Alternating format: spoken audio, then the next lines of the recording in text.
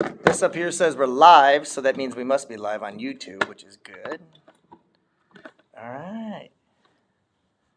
I think we're clear. We're good. Ready to roll? Yeah. That's why I can do it. Let's try it up here and see if I add it into the show. People can hear it.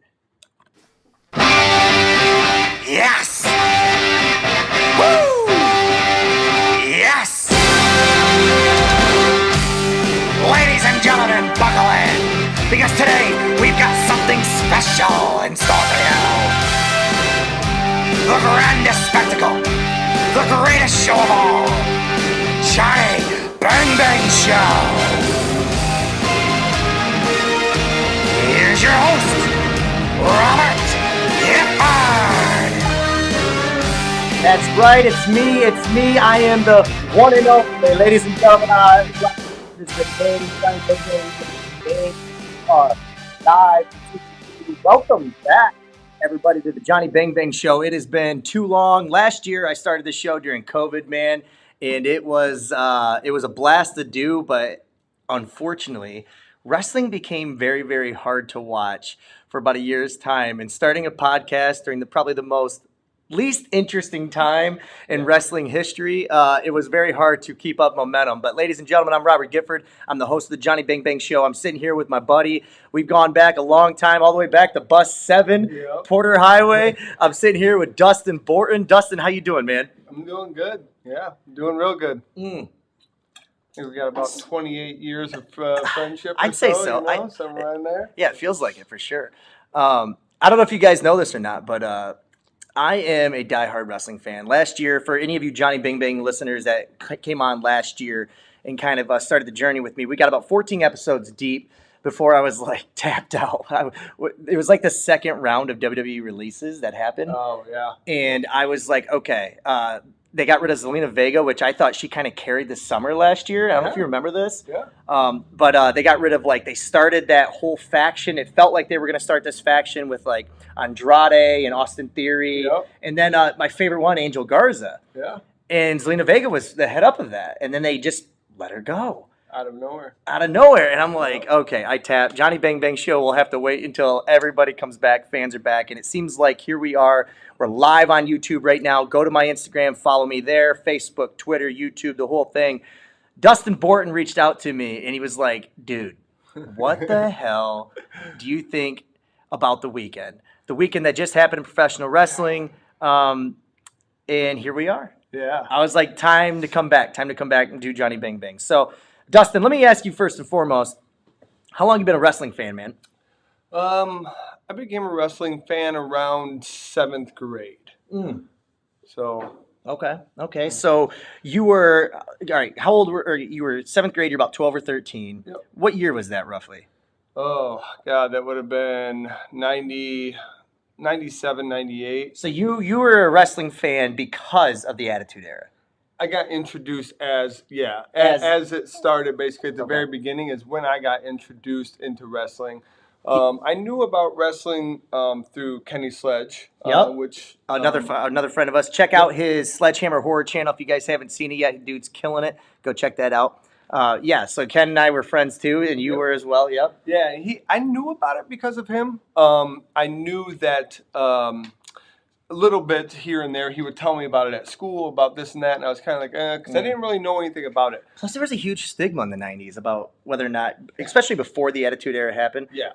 You're a wrestling fan? Yeah. You're a wrestling fan? Yeah. You get the normal, like, oh, it's not cool, it's not this or that, you know. And then all of a sudden, you know, obviously the Attitude Era issued. It happened, and then all of a sudden everybody's going around saying "suck it" and this and that, right? I mean, that in school, in middle school, I mean, that's what we were doing, right? I mean, dude, you were either Team NWO Wolfpack or you were Team Suck It, and I was Team Suck It because I was a WWE diehard. So was I. You were too. Oh yeah. Interesting. I never got into WCW. Now, did you watch it? Mm-mm. Oh, you didn't even watch it. See, I'm flipping back and forth. I always pay respect to the opponent, but I grew up on WWE. I grew up on Hulk Hogan, who was my favorite. He got me through my childhood. Then Shawn Michaels was introduced to me. And it was funny, even before he was the Heartbreak Kid, I was like, that dude, this second half of the Rockers, this guy's got something. And I was like 5. I'm thinking to myself, like, I was just attracted to in-ring ability. I was just attracted to natural charisma. And I just kind of like, I looked up to those guys. I would try to emulate Shawn Michaels in kindergarten, first grade, like playing with the hair and doing the whole thing, you know? Yep. Yeah, so I became a wrestling fan probably is my earliest memories.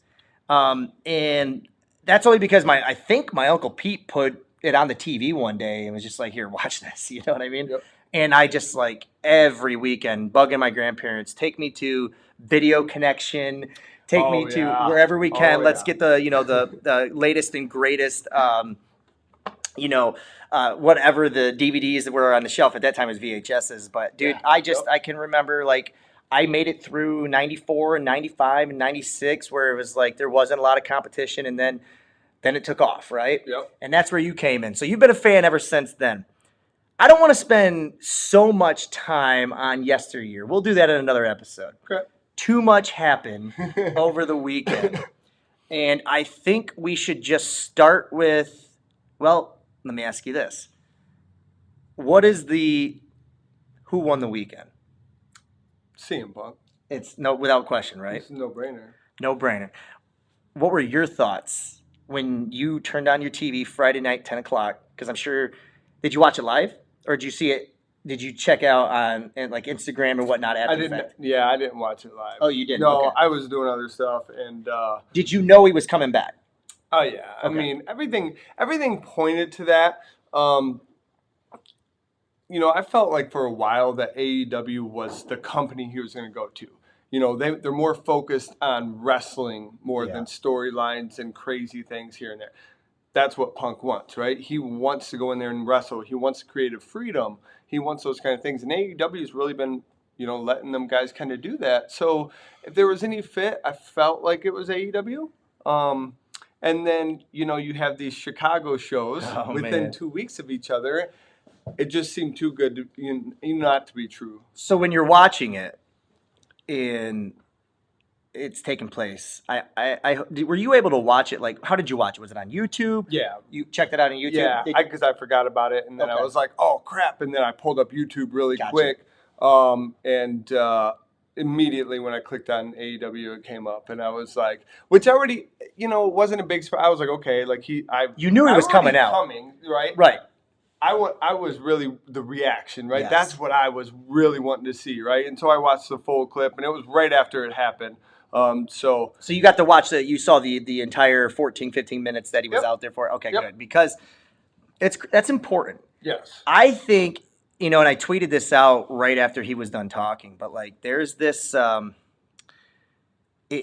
truth is that pro wrestling needed that. Mm-hmm. Needed it.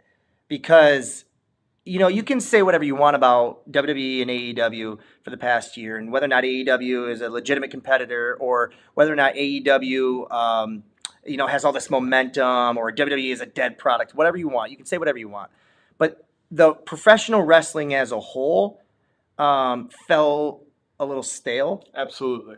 And now it feels like it can go in any direction. Mm-hmm. I'll tell you what I felt. So when I was watching it, I had to watch it live. There's just certain events, there's just certain things where I'm like, all right, guys, I'm going back home. I was out with some friends. I'm going to come back home. I'm going to watch this live, and then I'm going to come back out. Right. Because I'm just weird like that, right? Yeah. So here I am trying to somehow tap into my 13, 14-year-old self. Because I've been on record saying that I felt like CM Punk, and maybe it's not true anymore because there's been a lot of releases, but CM Punk was the last great surprise left, right? Without talking about what the execution of whether or not they should have leaked it and it should have just been a surprise. Mm-hmm. When I watched, knowing he was coming out, knowing the way Tony Khan was on Busted Open earlier that morning, and he was talking about look, I'm not going to say he's coming, but I'm not here to disappoint anybody. We've got a big show tonight. Yeah. And you just knew it was coming. So that built all this anticipation. You're watching the clock, and then they start the show.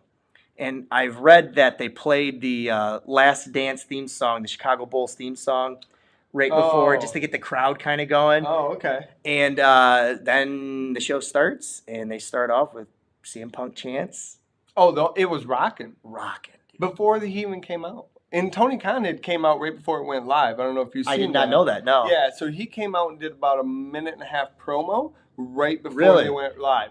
And he comes out and he basically says, yeah, like this, welcome, blah, blah, blah, kind of going through the spiel. And then he says, they start chanting CM Punk. And he goes, and he's like, he goes, we got a show for you. He goes, something big. And they all start, they're going crazy. And he turns around and walks back, right? Okay. And then all of a sudden, all the production starts. And 5 minutes later, he walks out. And then, so even the way, all right, CM Punk has his demeanor, right? He's kind of slow and methodic. And then all of a sudden, he just a bolt of energy, right? Yep. When he came out, I just like, how can this man just kind of slowly walk this out?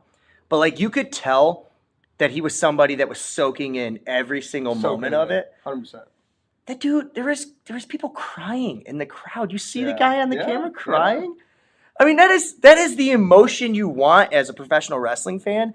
You want to feel something. And like, I've cried during professional wrestling 1,000 times. Like, maybe a handful of times. Yeah. Yep. But like, when Hulk Hogan turned on WCW and, July of 96 at Bash at the Beach and joined the NWO, I was obliterated. I'm like a freaking idiot. My mom, she's like, Robert, it's okay. I'm like, no. My freaking, it's like, Santa Claus just turned on the reindeer and cut all their heads off. I mean, it was like a mess. But dude, CM Punk comes out, he does his thing, you're waiting for it's clobbering time, and he doesn't. He hits you with the let's fucking go. And he just starts coming down the thing. He does a freaking dive into the crowd. Oh, yeah. And this is all before he even gets in the damn ring and talks. Right. And 7 minutes worth of just him taking it all in, letting the crowd take it in, right? Were you bored at all in that 7 minutes? You never even thought about the time. Not one time. Not one time. And now you get to the point where he's talking. What did you think about what he had to say? I don't know if you could have done a better promo without, He claims he didn't have anything scripted. That's what he claims. And I don't think he did. I truly think that was probably off the top of his head. One of the biggest things that I took out of it is when he said that, he left Ring of Honor and that was his last wrestling match. That was his last. Yeah, he said in August of 2005, I left professional wrestling. I know that people take that as a dig at WWE. Oh, it's a huge dig. It is and it's not, because they also don't want to be called a professional wrestling company. They want sports entertainment. Dude, you're so right there. Like, Vince would not take that as a dig. He'd be like, well, that's good because we're in sports entertainment. Right, and that's how I took it. Okay. I think I think he meant it, though, as a dig. Probably. Like I think he was trying to, and I thought it was, cleverly crafted in the way he worded it and the way he, presented it. In his very CM Punk way. Yep. But I got to tell you, I don't know. I know there was issues. And I know that there was big issues with the WrestleMania 28 main event. Mm-hmm.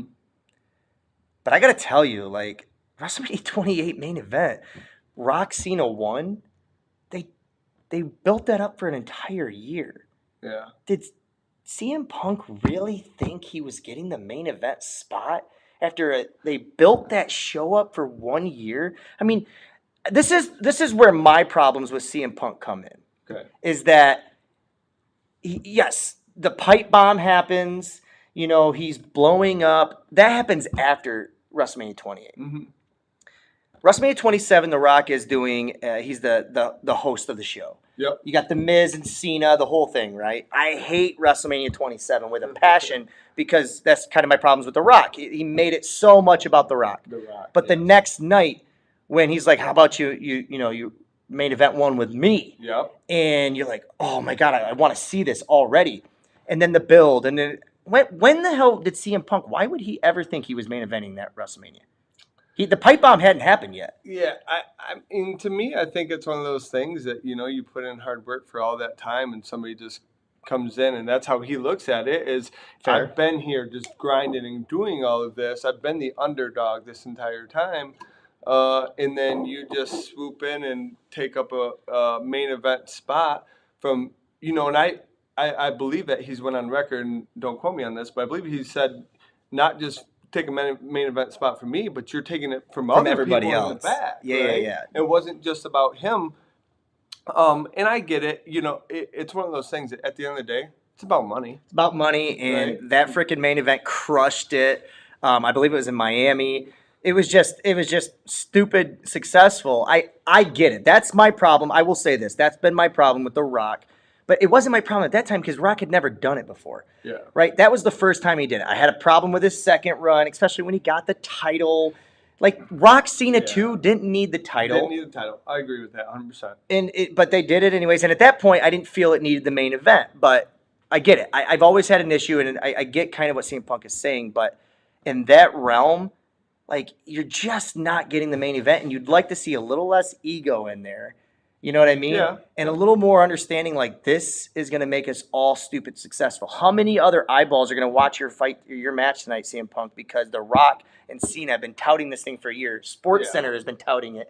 They've been running episodes up until that point. Like, I mean, I don't know. I got a little sidetracked there, but Yeah. like my point is that that's the things I dislike about CM Punk, but I couldn't deny how glued to that TV I was on Friday night. Absolutely. I mean, if you really think about it, and I can't remember another time where somebody has went away for that amount of time and still got the chance consistently over 7 years, right? I mean, when you have them when certain people went away, you know what I mean? You'd have every now and then, if you heard like some rumors, or maybe in their hometown, you get the Rocky chants or something like that here and there, but very few in between. Right. You're getting CM Punk chants Every show. Like almost every show you're getting CM Punks. I went to a show, SmackDown, I don't know, probably a year and a half, 2 years ago now, and I mean, Same thing. Everybody's chanting CM Punk, and I'm just like, this is crazy. It's crazy. They like try to hijack the show. They like that because it doesn't matter what's happening in the ring. If it's something they don't like at that time, they'll hijack the crowd. Mhm. They'll hijack the show and just start chanting CM Punk, and just. I know Randy Orton for a while was having an issue with it. Like every match he was in, like at that time he was kind of stale. He's super back now, but like at that time he was kind of stale, and he was like, I mean, he would talk to the crowd in matches and like hate it. Yeah, and he was a heel at that time though, right? Or no? I can't remember. He might have been, but like you could tell, like he was maybe he put one yeah. over past our Johnny Bang Bang here, but I don't know, man. I just think I get it though, because I think it's all circumstantial with the CM Punk thing, because the fans felt that Vince pushed him out, right? And he just left, and all the things he was saying it for a while was, "I'm never coming back." Yeah, I've always said he's coming back. I knew he would, but I must admit, I thought it was gonna be WWE. And then when AEW came about, I'd be a fool to not. Once AEW became relevant and became week by week, and you're like, okay, they've got a show. Whether or not I like it particularly, and I didn't at that time, especially a year ago, I didn't give a damn about their roster. I'm like, oh, they got Jon Moxley and fat Chris Jericho. But like, I was like, Darby Allin, he might be a star. And that was before he was a star. And then like this, Orange Cassidy. I'm like, I think he's MJF is a monster. So like they've got some pieces there, but they didn't have superstars. They had to work them up, right? You got to build them up. I mean, there was definitely work to do in that first year, which I think most people understood. I think your diehards were obviously the ones that were really kind of like, okay, let's check it out, right? And it's slowly going to get to that point where it's the 18 to 49 crowd. Yeah, you're right, and it's a lot of the other. I think the ones that just truly, want the wrestling, right? They don't want the big storylines about marriage and this and that and all. You know what I mean? All the BS that sometimes happens. I think they wanted just the wrestling, right? And for the young guys to come up, and it was kind of, a lot of people, I think, viewed it as the mainstream indies. Right? They did, and it's an accurate book or billing of that. It's hard for me because I am such a diehard Vince McMahon guy that like I have been, when it first happened, you're kind of like, oh, you're defending WWE. You're like, okay, well, great. AEW's here. Let's calm down. Okay, first of all, let's just calm down. I don't understand half of the shit they do. The Dark Order is the dumbest thing in wrestling. It's up there with freaking Retribution. Like, I don't know what the hell they're supposed to be. They don't look cohesive by any means. Do you know what day it is? Like, it's just like when Brody Lee flipped ship and went over there, I was like, what a waste of Brody Lee over there. He was much better in the Wyatt family, and they weren't using him very well in WWE, but I was like, at least he was better here. So anyways, those are all side notes. But back to Punk, it kind of reminds me, though, because I think it's all circumstantial because of what happened to him. The crowd in the mainstream indies, like you said, it made this kind of starvation for this man. Mm-hmm. You know what I mean? Yep. Didn't matter he went 0-2 in the MMA world. It doesn't matter because professional wrestling doesn't matter. We are our own thing. And just like him saying, throwing out that threat to Darby Allin, saying the only thing more dangerous than fighting CM Punk is fighting CM Punk in Chicago. Right. And it's like, it doesn't matter he's 0-2. It doesn't exist in our world. No. You know what I mean? No. But the only thing I can compare it to is Ontario in Canada, back during Bret Hart's days. Okay. When the Montreal Screwjob happened in '97, and Bret Hart didn't come back until 2010. Right. So that's longer. Yeah. Right? Yeah. And that is even more personal because Bret blamed Vince for Owen, his brother's death. Yeah. Right? I've heard that. Yep. So, like, that's even more personal. How many heart attacks did Bret Hart sustain over that 12, 13 years because he wouldn't let it go? Yeah. Right? Yeah.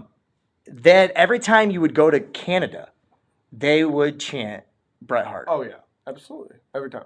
The difference is that we've got a much smarter Mark fan now because of the internet and the rumors and all the things. Yeah. We know too much about the behind the scenes. We do. Yep. And because of that, it made it like Bret Hart except tenfold. The crowd and the fans were just stupid bonkers on Friday night. They've been chanting his name for 7 years. And it was like a release for him, wasn't it? Yeah, it was like one of those things that I shared this thing on one of my buddies' Facebooks. It said, finally the wrestling fans chanted CM Punk to the right guy. To the right guy, yeah. And I would start laughing because I was like, for 7 years, right? You have all these people that are walking down the ramp and they're chanting CM Punk, and everybody's like, for a casual watcher, they couldn't figure out who CM Punk was, probably, right? Because they chant him all the time. But I think it's great, man. I think him wanting to work with younger talent, he's getting older. I think that he kind of has that mindset now where he's kind of like, okay, I had my run, I had this kind of thing. I look at it as I think he wants to go in there and have really good technical wrestling matches with the younger talent that's up and coming, and I think he wants to help them and boost them. Who other better to do it than, to me, there's nobody bigger in wrestling right now. I don't think that you can say that there's anybody from a fan perspective that is bigger than CM Punk, right? You have 7 years of waited time, right? Waited. There was times where people came out and there was reports of, Vince and him have been working on it, blah, blah, blah. Which I personally never believe. They're too hard-headed, both of them. They'll never come. I don't think you'll ever see them in WWE. I actually thought I still do because Vince is about money first. I always thought CM Punk was the reason that thing always got kind of halted. You know what I mean? What do you mean? Like, I still think you'll see CM Punk on WWE programming again someday, whether it be WWE Hall of Fame. You know what I mean? Something. I still think that's going to happen. Because I would be shocked. I really would. Really? Yeah. Dude, if Bret Hart, look, I'm telling you, if Bret Hart can come back, then CM Punk can come back. Let me ask you this question. To an extent. Let me ask you this question. AJ Lee, his wife, if she's coming back, is she going to AEW? Where the women there? You got Britt Baker and the other chick. Or are you going to go to WWE where there's a revolution of women right now fighting and they're getting tons of time? Or maybe I she think goes to she. AEW and I think starts she it. already. If she was going to WWE, I think she already would have done it. Really? Okay.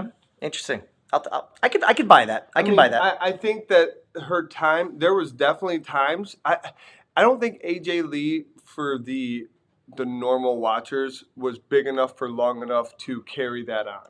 And No, but I think so she would be now. Like, I think she would still be good. I just Right. don't think that it's the fans are there enough of them would even know who she is at this point. I think she gets the CM Punk by extension. Like, I think Yeah? people know who she is. I really do. I think you're right. Whether or not there's longevity there or not, you're probably accurate there.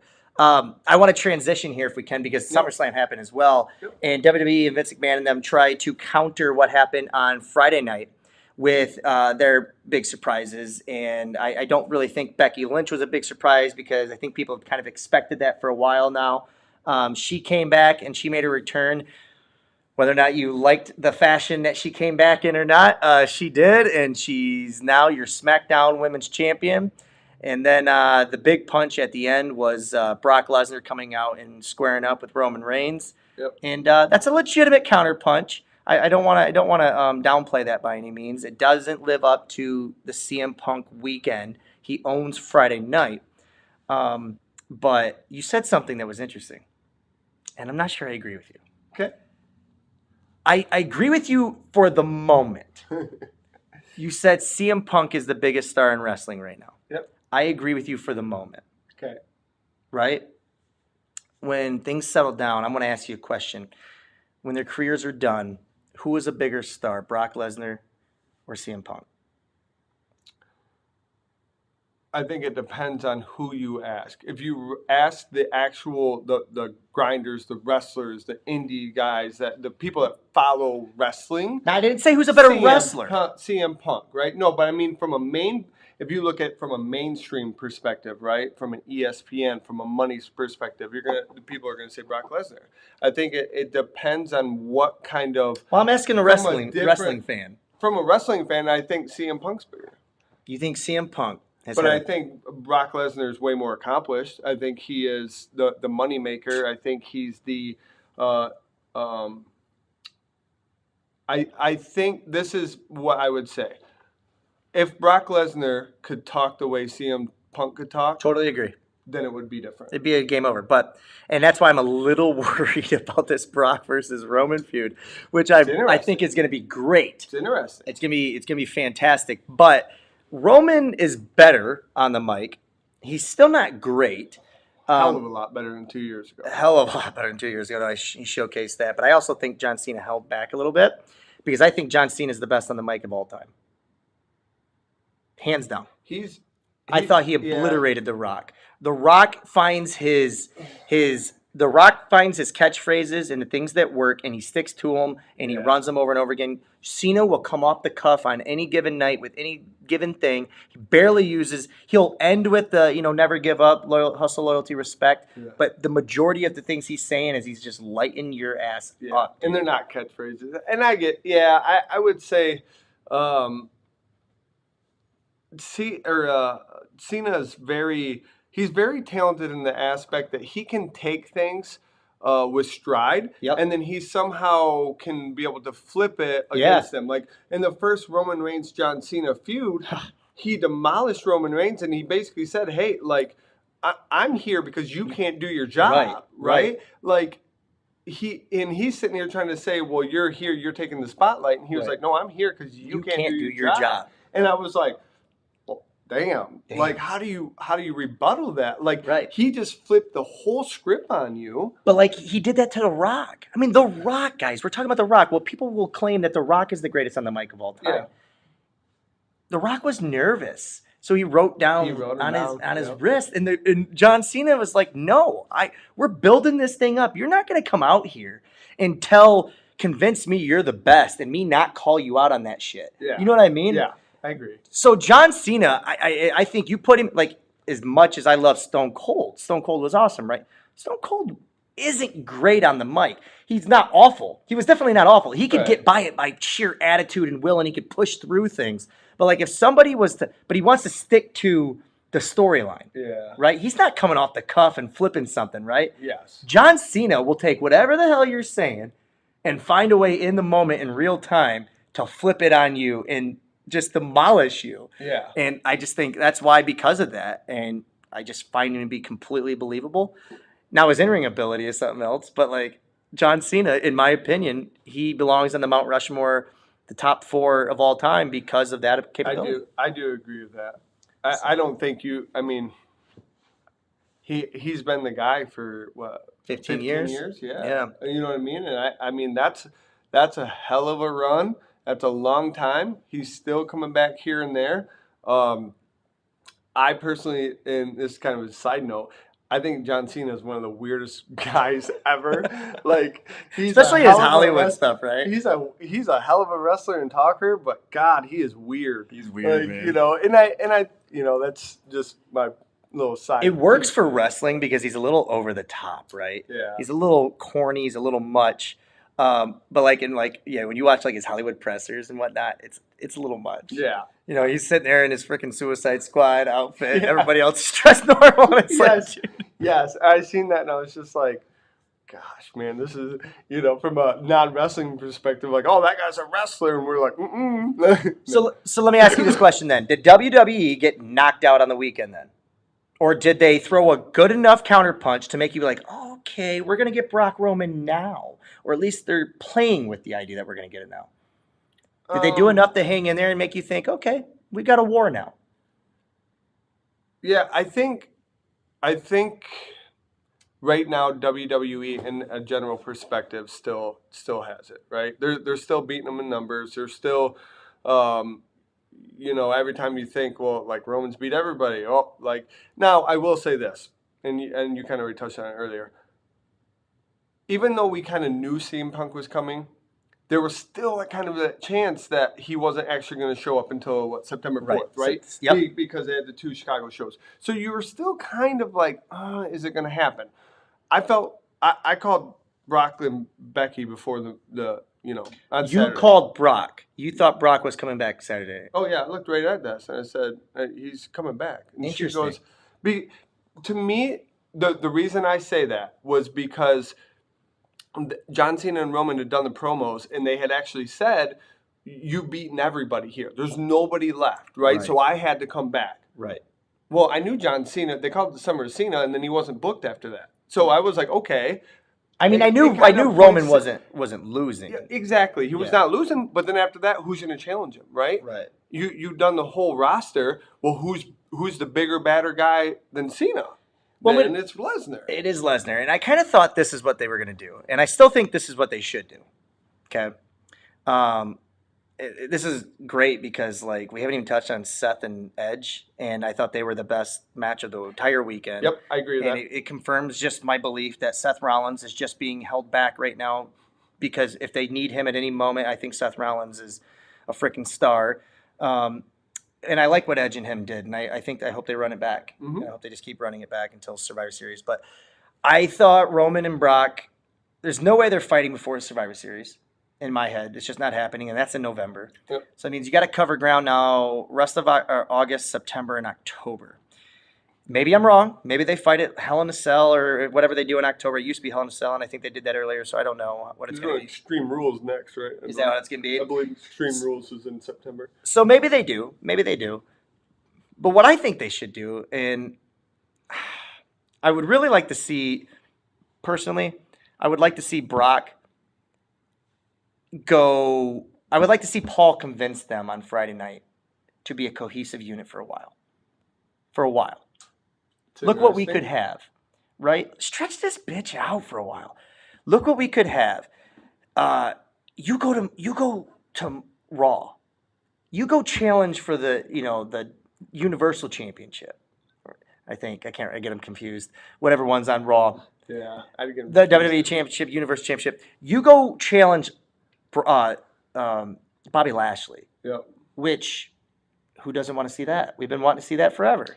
Yep. And I think he should win because I think Bobby Lashley has proven my point of why. Okay, he got his run, but he's not a good champion. He's your champion.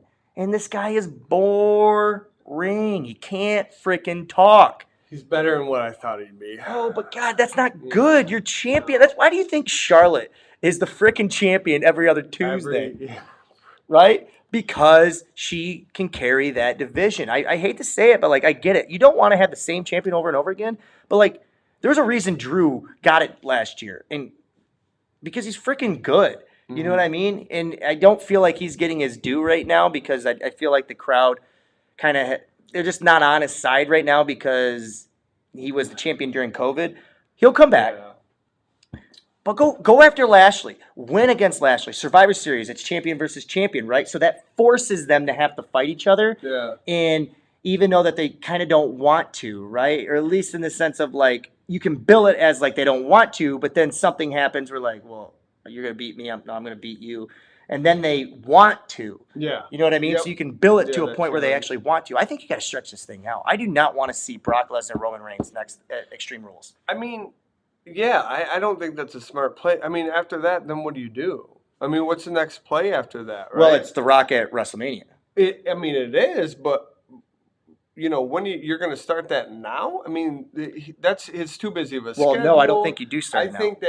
I think you play it out until Royal Rumble, and then that's when everything starts at. I got one for you. Okay. I think maybe not.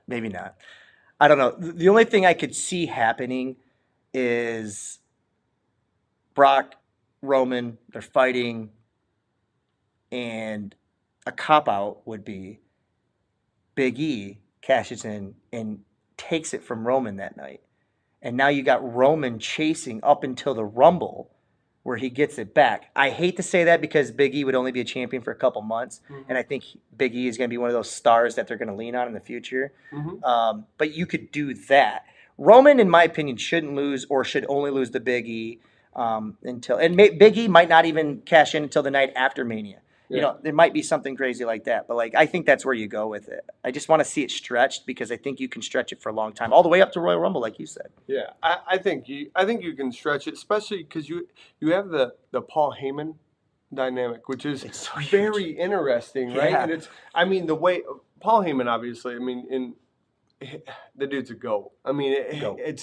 He's going to have to carry this feud, though. Insane. The way that his reaction when he came out, he went in the corner. I mean, this is a grown man, 60 years old, you know what I mean? And he's like acting like a baby. Like, he's just so good like that he made it like, oh, God, like, what do I do? I'm now in the middle of them. Like, I know what he can do. Yeah. Like, this is a whole different dynamic than anybody else that's been challenging you for this. Now, and I like the look. I like how he looks. Oh, okay. So I like the hair, man bun, the beard. He's been getting like some criticism about it. To me, dude, he has looked the same for his entire life. If you look back at his college wrestling days, he literally had the same haircut. Dude, he has had the same thing. I was like, finally, reinvented little bit. Like even just the outfit, jeans, a black tank top. I like it. And the hair. I like it. Not nothing major. Yeah. But it's a change in Brock Lesnar, right? He's coming in as the big guardian, like, no, I'm going to save you guys, blah, blah, blah. The big baby face, which isn't really normally his role. Right, which is why I think they can stretch it for a while. He can still be the villain thing. And then you can get to a point where, like, and Busted Open did a really good job. Bubba Ray on there was talking about how, like, you can bring back in that, like, diverticulitis or whatever he has.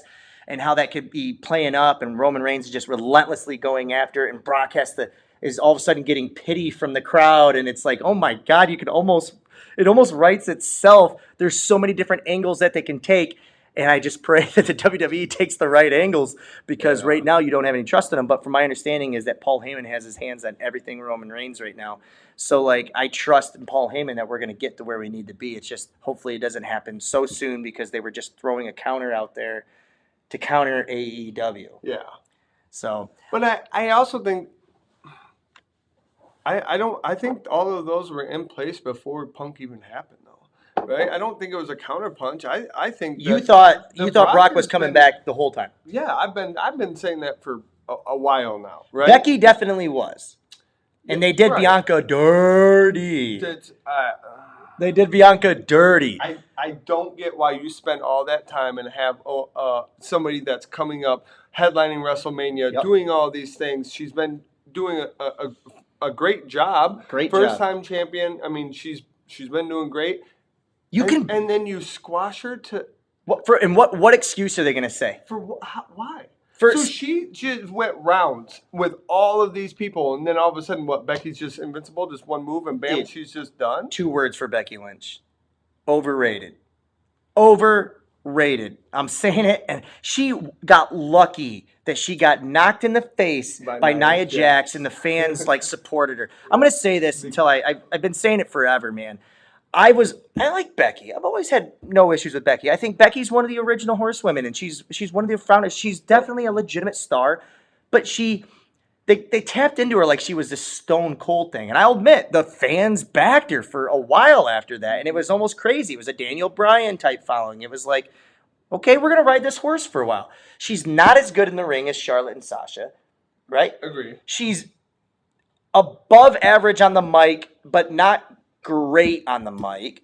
I would say she's about the same as Sasha.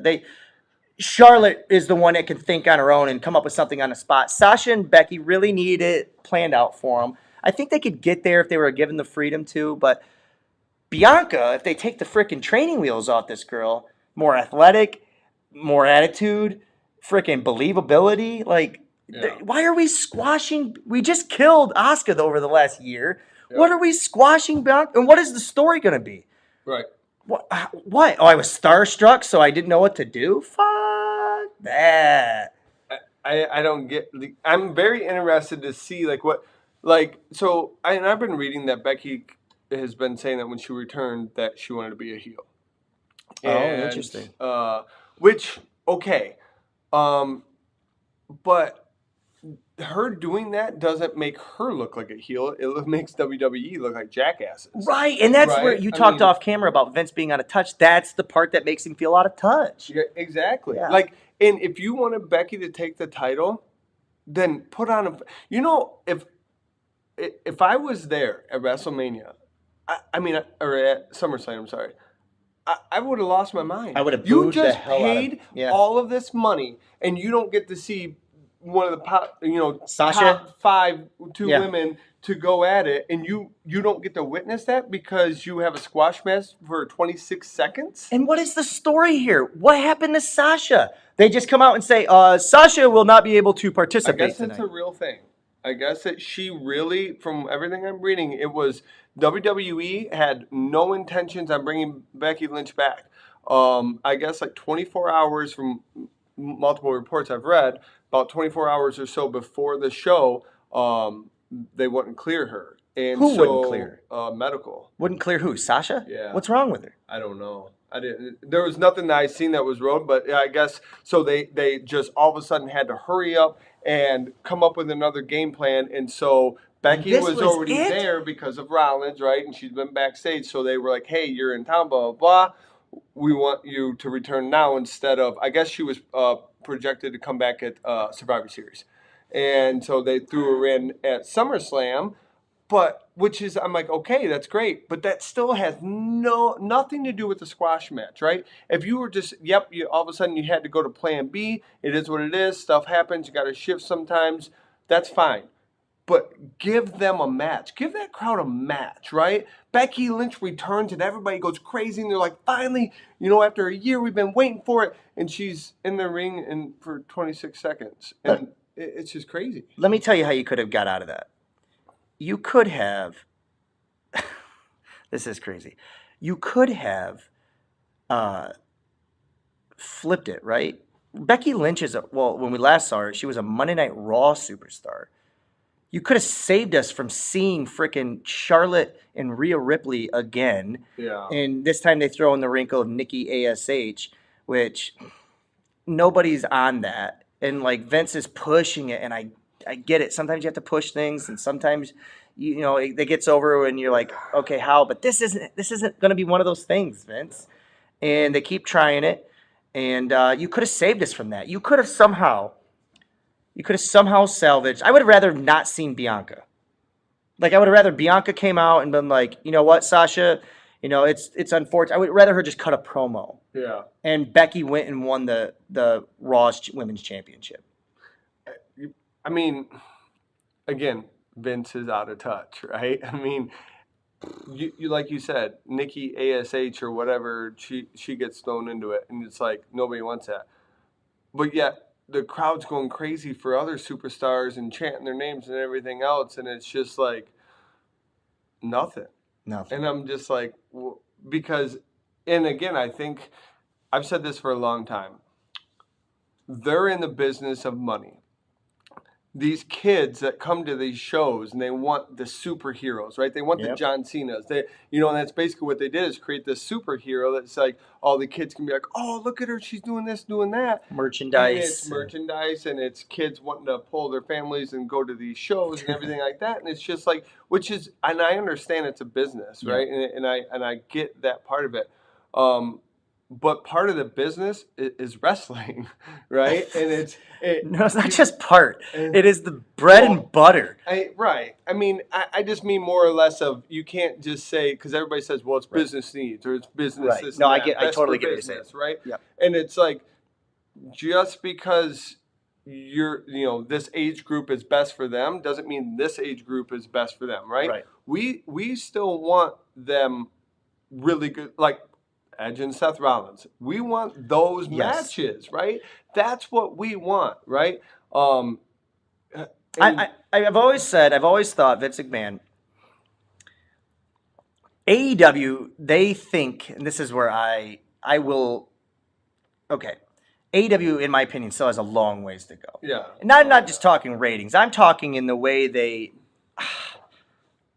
again, I talked about the Dark Order without them looking like a cohesive unit. I don't understand half of the freaking roster. I really don't. Every match, they want every match to be this unbelievable kind of spot monkey type of match. And it's like, dude, if you have 4 spots in a match that is like supposed to be this unbelievable thing, I've already forgotten the first 3. Because we're only going to remember so many. Yeah. So, like, quit doing that. There's too many of that. They get billed as this professional wrestling. A lot of people still think the best wrestling is on NXT. The best in-ring professional wrestling, right? Walter over the weekend with his unbelievable match. I always feel like, I kind of like the more physical matches that they've been doing as of late. Yeah. I think that's it's like a more of a European style, but like I really enjoy it. But I don't know. I just feel like AEW's got a long ways to go. But with that being said, they definitely won the weekend. So I'm going to ask you this question so we can wrap this up here. State of professional wrestling right now. Are you buying stock that this is going to light a fire in the WWE? Or are we going to be here a week or 2 from now going, what the hell are they doing? Because AEW is going to build on this. CM Punk's going to be on tomorrow night. You got Daniel Bryan already noted for the future. There's that, and when you asked me that earlier, that question, that's why I kind of said, well, I think there's a lot of things on the horizon here that you're going to start to see a shift in a sense, right? AEW has a long way to go. They're trying different things, right? They had like a 2-3 week span where all of a sudden they went back like they were ECW and having death matches. I hate that garbage. It was just like, dude, I was so caught off guard, and I was like, wait, what the hell? I'm like, am I watching the right show? Because you just haven't seen nothing like that on TV. But I think they're trying to kind of just do different things and kind of just try them and blah, blah, blah, and test the waters, right? They don't, I think they're just trying to figure out who AEW is, right? But you have Daniel Bryan that is reportedly, coming. He's coming. It's a perfect fit for him as well.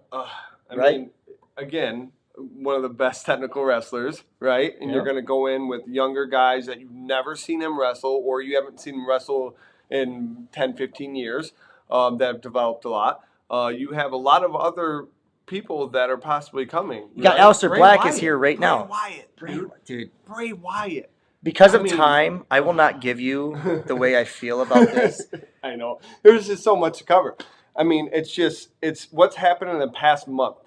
With the release of Bray, all right, I'm going to give you the quickest version I can. When I was going to go to SummerSlam, Oh, okay. I was going to go out there as Vegas. I'm not working yet. Start tomorrow. I was going to go, and I'm thinking to myself, why the hell wouldn't I? I'm thinking Bray Wyatt's going to make his return back then, and whether it's the Fiend or Bray Wyatt, whatever. Because in my opinion, Bray Wyatt is a freaking superstar. Mm-hmm. Give him. I think he's somebody. If you just gave him a mic and let him go, he could go toe to toe with anybody. Because I think he's that witty. I think he's that quick on his feet, and I think that's why I love the cult character. I think he got a little too long-winded and vague about shit. If he could have been a little more specific against his opponents and talking, kind of killed them with daggers, But Vince likes that character thing. Mm-hmm. I think you can blend it better. I think Bray Wyatt is somebody that could have been like, okay, AEW, you got CM Punk. We know what CM Punk is, and he's great. But you haven't seen me at my best yet. Right. And I think they could have put the freaking company on his back. Let that dude go. I'm just let him go. And then they do. They do let him go. Except in the wrong sense. And then he's gone. And then that was the moment where I'm like, okay, for the first time in my life, and just so the audience knows, I'm a Vince McMahon guy. For the first time in my life is when I actually felt like I'm worried, and I'm legitimately worried. And this is something we'll dive in another show, but like I'm legitimately worried that WWE might be like positioning themselves to sell this damn thing, because that makes zero sense to release Bray Wyatt. You could make an argument for Braun Strowman. You could make an argument for Aleister Black. You could make an argument for all these guys they've let go up until then, but you can't make an argument to me for Bray Wyatt. Mm-mm. And I guess USA executives were not happy about that. Yeah, I heard they were pissed. They came out and publicly said that they were concerned about that release, and as they should be. I mean, a lot of people, you gotta look at it like this. My wife is not a huge wrestling, right? She's watched periodically here and there. She watches in the Attitude era. And she watches, obviously, when I watch it here and there, right? She watches it, but she's not as up tuned with everything, right? She just spot watches it. Fiend was her favorite character, right? Because it was that darkness, that different whatever. It wasn't just somebody coming out in tights and just technical wrestling. She liked the darkness and the mysterious and the character and blah, blah, blah, right? And then we watched at SummerSlam Mania, and them get killed. And dude, she was devastated. She was just like the entire time after that. She was just like, I literally was like so excited. Like that was the one person why I came to watch. Yep. And then that happens, and then it was just such a letdown. And it was the whole crowd. I mean, the whole crowd was like. And you started night 2 that way. What are you doing? All that build up for what? I mean, it was like a 4-minute match, right? You had a Jack in the Box, and that was cool. And I even thought the whole thing with Alexa Bliss was kind of cool. The way they were like, she was controlling the things, from her face, and then he just gets pinned. And then you never see him again. And you never see him again. I mean, he's on one more episode as Mr. Rogers' character again. He's on one more the next night on Raw, and we never see him again. And I know there was some mental health and there were some issues and there's a lot of things to go down the road there. But State of Wrestling, I think, just got a freaking kick in the balls over the weekend. It definitely was needed. I'm very excited. It motivated my ass to get Johnny Bang Bang Show going again. We're sitting here with Dustin Borton, longtime friend of mine, longtime professional wrestling fan. I'm going to ask you one final question and we'll hit the road. Is this the moment? Will this be the weekend where we look back and go, yep, that was the weekend where AEW planted their flag and it started? Doesn't mean they're going to be at number 1 in ratings next week, but are we going to look back and say this is the thing that started them to eventually take over as the number 1 show? WWE is not going anywhere. No. But as the number 1 show. I would. Are you ready to make that claim? It wouldn't surprise me. Just for the simple fact of, man, if you look at the community right now in wrestling, there's not a lot of people happy with WWE, and it's getting bigger and bigger and bigger. And you start bringing in guys that have reputable names, along with it feels good wrestling, and AEW starts to figure this out, really what they want to do, and the cons are kind of like, okay, we're kind of transitioning. I would say, I think this is going to be that point of. where everybody says, okay, this is a legit company now. Now they're starting to do it. All right, let's kind of start paying attention to them a little bit more, right? Kind of have that Stone Cold Ring of King of the Ring moment where it was kind of the start or that was kind of the thing that kind of, and you always kind of reflect back to that as being that moment, right? So I would say at this point, it wouldn't doubt me, right? Future, you never know what could happen, right? But at this moment, it wouldn't surprise me. SmackDown did 2.1 million. Rampage on Friday night did 1.1 million. Second biggest, right? I believe of AEW, right? Second biggest. 3.2 million people watch professional wrestling on a Friday night between 8 and midnight. And for this day and age, with the amount of things that are on TV and choose from on a Friday night in the middle of the summer, I think professional wrestling is back. All right, buddy. Dustin Borton, Robert Gifford, Johnny Bang Bang Show. Check us out. We're going to hit you up. This won't be out tomorrow. Actually, it's been live on YouTube for about 55 minutes, but we'll be out tomorrow with this show, and then you can catch us again next week. I'll see you there. I'm sure Dustin will be back one of these days. Oh, yeah. On down the road. Dustin, thanks for being on the show, man. Absolutely. Thank you for having me. All right, buddy. Oh, hey, by the way, check this out. He found this on the internet, The Rock and Sacco's. It's like a cereal thing, but I think it comes with a shirt. It's like their version of the Bootios, so check it out if you can get it on the WWE Network there, WWEshop.com. Go check it out, man. All right, buddy. We'll see you. All right. Thank you. Peace. Cool.